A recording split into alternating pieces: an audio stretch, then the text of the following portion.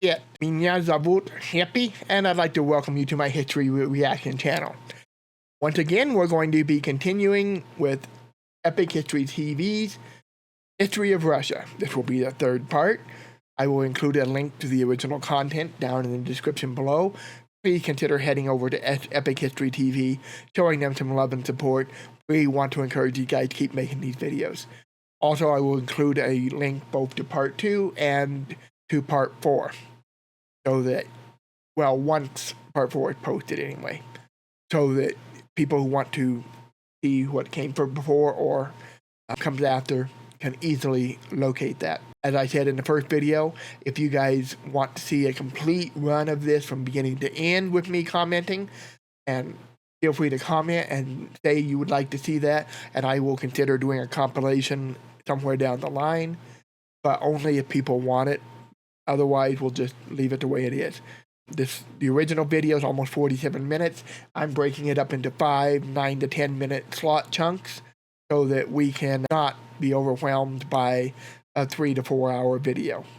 With that said, let's just go ahead and get into this. All right, Catherine was a student and admirer of the French Enlightenment and even corresponded with the French philosopher Voltaire. He did. They were very close early on. They had a falling out later.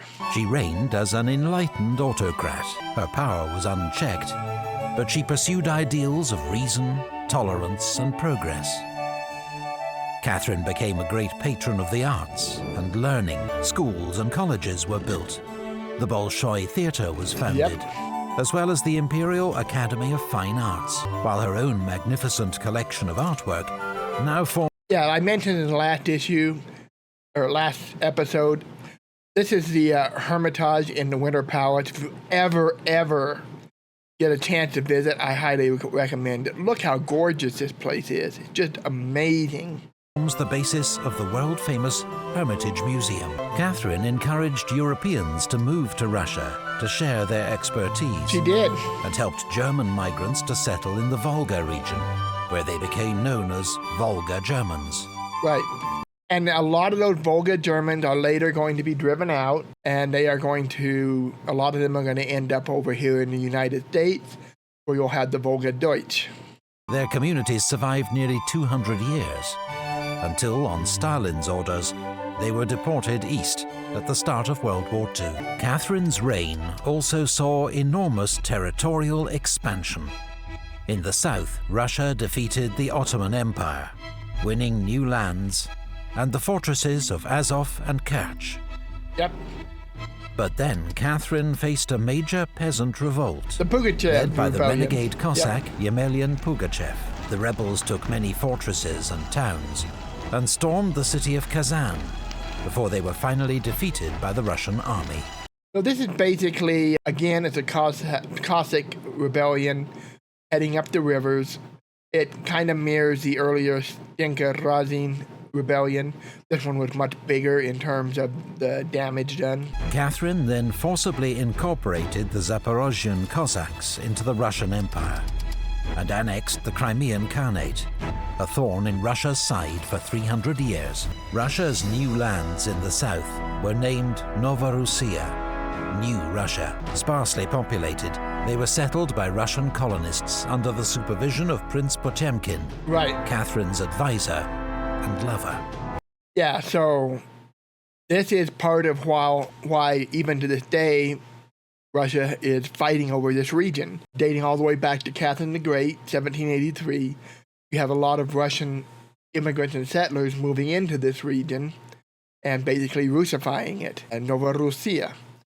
So Russia, to this day, still sees that as kind of our people, which to some degree it is. So they see themselves as liberators. The Polish-Lithuanian Commonwealth, exhausted by war and at the mercy of its neighbors, was carved up in a series of partitions, with Russia taking the lion's share. Poland did not re-emerge as an independent nation until 1918. Yep. Russia inherited a large Jewish population from Poland, who, Catherine decreed, could live only in the so-called Pale of Settlement, and were excluded from most cities. In France, but at least she let them stay. He just gave them a territory, although. French Revolution led to the execution of King Louis XVI. Catherine was horrified, and in the last years of her reign, completely turned her back on the liberal idealism of her youth. Yeah, so this is kind of, to me it's understandable. She's believing in the Enlightenment, she's writing with Voltaire, she loves this Enlightenment zeal until she sees the dark turn that the Russian Revolution takes. Because the initial French Revolution takes. The initial French Revolution was much more idealistic. You had folks like Lafayette and Thomas Jefferson over there writing the rights of man, but it turned into a horror pretty quickly with men like Robespierre rising to power and executing the monarchy. Of course, that's going to alarm other monarchs, and that's going to sour Catherine towards some of this Enlightenment idealism, because now she sees what's happening is these countries are being overthrown, their rulers executed, chaos. So yeah, from her perspective, this is a bad thing. 3 years later, Catherine died, ending one of the most glorious reigns in Russian history. Yeah, and one thing that they didn't mention that I thought I would mention is when she was fighting over the Crimean region down here with Potemkin leading the charge. One of the naval commanders that they had over there was a Scottish immigrant to the United States. Well, the the original colonies, and then later the United States, named John Paul Jones. That's not his real name. That's a pseudonym because he was wanted for murder in Scotland. Not a pseudonym, but a false ID because he was wanted for murder in Scotland. But yeah, after the American Revolution, he heads over and becomes a naval commander for Catherine in the Black Sea region. So if you didn't know that, now you do. She was succeeded by her son, Paul, a man obsessed by military discipline and detail, and opposed to all his mother's works. Oh yeah. Russia. Yeah, Paul basically tried to undo everything that his mother did. And that's not unheard of in history. We see it in ancient Egypt when you had Queen Hatshepsut, I believe was the name. Her immediate successors tried to have her legacy erased. You see it even in modern politics where one president will try to undo everything the previous president does, and then when the next one comes in, they try to either undo what that one did or revert back to the previous. It's chaos, and this is not unusual in history. And if you're hearing a lot of weird noises, I am doing laundry. My house is pretty much one big open room other than the bedrooms and bathrooms, so hopefully it's not too loud, but... joined the coalition of European powers, fighting revolutionary France. Marshal Suvorov, one of Russia's greatest military commanders, won a series of victories against the French in northern Italy, but the wider war was a failure. Meanwhile, Paul's reforms had alienated Russia's army and nobility, and he was murdered in a palace coup. He was succeeded by his 23-year-old son Alexander, who shared his grandmother Catherine's vision for a more modern Russian state. Yeah, so see, here you go, back and forth, back and forth. That's way too loud now. Sorry, folks, hopefully that's not coming on the microphone very much. His advisor, the brilliant Count Mikhail Speransky, reformed administration and finance. Yet the emperor refused to back his plans for a liberal constitution. Ultimately, it was war with France that would dominate Alexander's reign. Yeah, all right, time for Napoleon. France had a new emperor, Napoleon Bonaparte, who inflicted a series of defeats on Russia and her allies at Austerlitz, Eylau, and Friedland. But at Tilsit in 1807, the two young emperors met and made an alliance. They did. Russia attacked Sweden, annexing Finland, which became an autonomous Grand Duchy within the Russian Empire. But then, in 1812, Napoleon invaded Russia. What is it with Russia allying with Western European powers, only to have those powers turn against them and invade them? And to great detriment both times. Borodino, French and Russian armies clashed in a gigantic battle, one of the bloodiest of the age. Napoleon emerged victorious, but the Russian army escaped intact. Yep. Napoleon occupied Moscow, which was destroyed by fire, and when Alexander refused to negotiate, the French army was forced to make a long retreat through the Russian winter. Right. So a lot of people will, for some reason, believe that both the Germans and the French invaded Russia in the winter. No. Neither of them were stupid enough to do that. They invaded during the typical spring and summer war season. They had to wait towards summer because Russia is notoriously muddy in the early spring, where it's hard to move your cannons and your supplies. So you kind of have to wait till later in the summer to do your invasion. Both times, the main goal was to take the major cities like Petersburg or Moscow quickly and efficiently, and then settle in, and then you can take the rest of it. You got the capital, you won the war. And that had worked for Napoleon and Angry Mustache Man later on in all their other battles, but it doesn't work with Russia. Russia, when Moscow is taken, it's burned. Some people say the Russians did that deliberately in order to deny it to Napoleon. Others say the French did it. Others say it was an accident. I don't know which one is true. All I know is that when the French captured Moscow, the Russians weren't done. They weren't just going to capitulate because you had their capital. So now Napoleon's stuck in here. The city's destroyed, the supplies. The Russians, as they've been retreating in front of Napoleon's army, have been slicing and burning the land behind them so that the French could not live off the land. So the French are heavily dependent on extremely long supply lines that are not going to be very efficient getting this far into Russia and easy to disrupt. There's a lot of guerrilla actions going on along those supply lines, disrupting them, making it hard for Napoleon to lead his army. So he kind of stuck. He can't stay there. He doesn't have the food and supplies. Winter is coming. His only choice is to get out.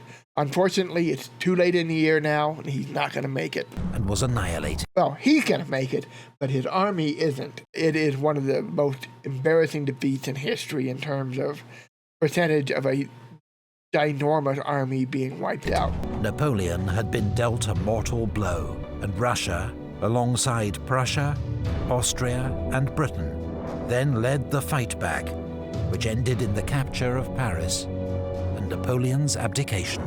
Yep. At the Congress of Vienna, as part of the spoils of war, Alexander became King of Poland. Then, with Austria and Prussia, he formed the Holy Alliance, with the aim of preventing further revolutions in Europe.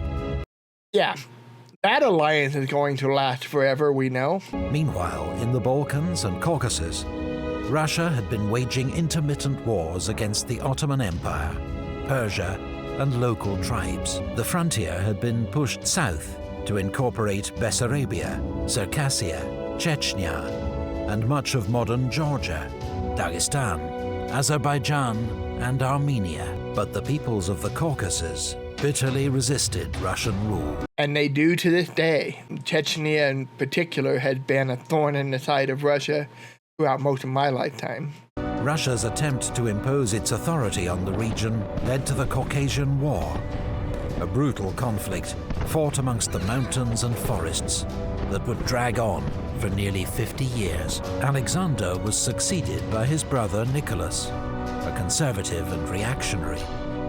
But parts of Russian society had now developed an appetite for European-style liberalism, including certain army officers who'd seen other ways of doing things during the Napoleonic Wars. Yep. And that happens a lot in war. Soldiers go overseas, they get introduced to other cultures, other ideas, and they come back, and you see often at the end of these wars a lot of reforms going on, and this is part of why. These guys have been introduced to the world at large. They've seen the world on a much grander stage than the locals had, than their parents and grandparents had. So they're going to have new ideas, new feelings about how we should deal with things, especially foreign policy. New ideas in terms of architecture and art, all of that, because they've seen this stuff. They've gone out into the world.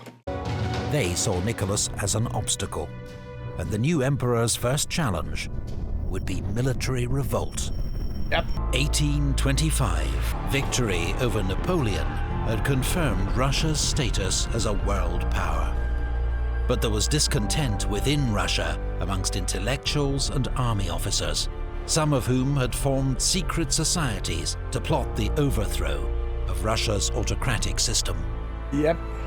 When Emperor Alexander was succeeded, not as expected by his brother Constantine, but by a younger brother Nicholas, one of these secret societies used the confusion to launch a military coup. But the Decembrist revolt, as it became known, was defeated by loyalist troops, and the ringleaders were hanged. Others were sent into internal exile in Siberia. This was to become a common sentence for criminals and political prisoners in Tsarist Russia. Nicholas went on to adopt an official doctrine of orthodoxy, autocracy, and nationality. The state was to rest on the pillars of church, Tsar, and the Russian national spirit.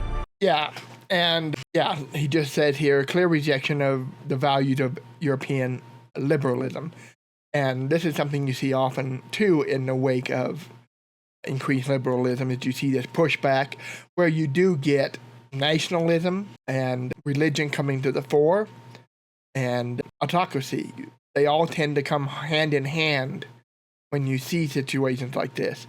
And when you see increased nationalism combined with increased reliance on religion, can almost pretty much guarantee that autocracy is going to be coming in there along with both. A clear rejection of the values of European liberalism. In the Caucasus, border clashes with Persia led to a war which ended in complete Russian victory. The Treaty of Turkmenchai forced Persia to cede all its territories in the region to Russia and pay a large indemnity. Russian support for Greece in its war of independence against the Ottomans led to war between Russia and the Ottoman Empire. Russian victory brought further gains in the Black Sea region. Yeah, at this period, it's looking like Russia just might triumph over the Ottoman Empire and regain control of the Black Sea. They're getting close to it here. A Polish revolt, led by young army officers, was crushed by Russian troops. Alexander Pushkin, Russia's greatest poet, was shot in a duel, and 2 days later died from his wounds. Nicholas sent troops to help put down a Hungarian revolt against Austrian rule. The emperor's willingness to help suppress liberal revolts won him the nickname the gendarme, or policeman of Europe. Russia's first major railway was opened, connecting St. Petersburg and Moscow. Alexander Herzen, a leading intellectual critic of Russia's autocracy, emigrated to London, where he continued to call for reform in his homeland. He'd later be described as the father of Russian socialism. The Ottoman Empire, now known as the sick man of Europe, reacted to further Russian provocations by declaring war. And now we get into problems. The Russian Black Sea Fleet inflicted a crushing defeat on the Turks at the Battle of Sinope. But Britain and France, alarmed at Russia's southern expansion and potential control of Constantinople, declared war on Russia. Yeah, so this is what kind of stops them. Is we're kind of getting into the period of time where Europe is beginning to focus more and more on a balance of power, on controlling each other, limiting each other from growing too big and powerful, among other things to prevent a replay of the Napoleonic era, but also just to try to get at least some degree of stability. As long as everybody's more or less equal, maybe we can kind of maintain a semi-peace at least. But Russia is growing, and it's growing into a region that is fairly wealthy, fairly important in terms of commerce, especially if they get to Constantinople. This is a big deal. This scares the rest of Europe.